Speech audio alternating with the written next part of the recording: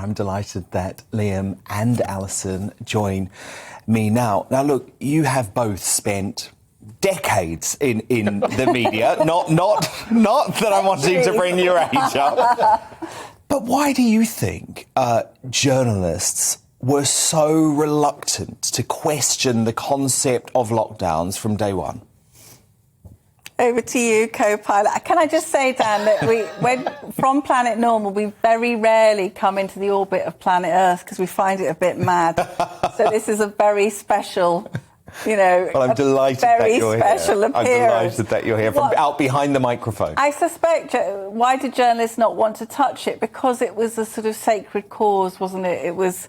COVID is everything. Anyone who points out that, there are other things beside COVID, we got stuff like, you want people to die, when you'd point out that schools being closed was a really bad idea for children, or hospitals not treating cancer patients was a really bad idea for people with cancer.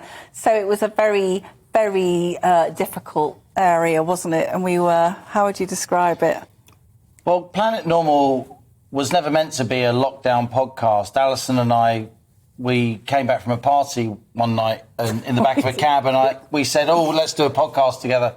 And that was in early 2020, January 2020. So it just so happened. Yeah, it just so happened. The Telegraph said, we've got two columnists here. They clearly get on really well. They've got great chemistry. They're from different parts of the paper. Allison's very much a main section, features-driven columnist. I'm more of a business economics columnist with sort of a political twist.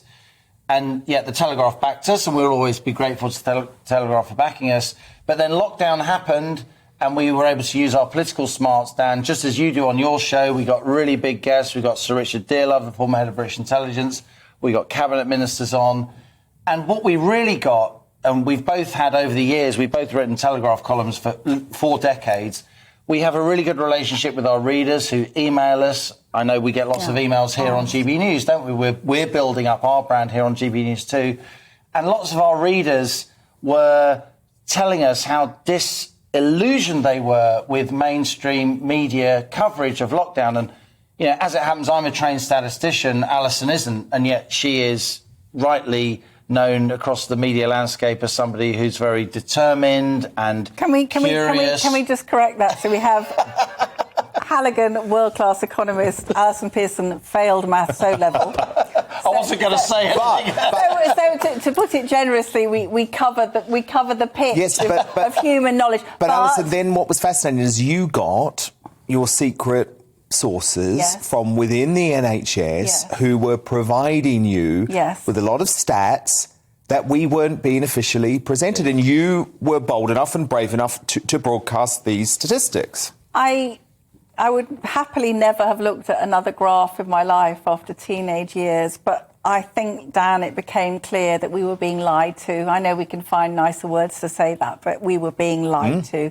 And our source, George, as we call them in the NHS, him or her, was saying that graph that they're showing at the number 10 briefing, Whitty and Valence, the Brothers Grimm, the graph they're showing you, it's taking the lowest recent data, it's taking the lowest historical data about COVID, and it's projecting to the highest data, and it's making it look really, really alarming.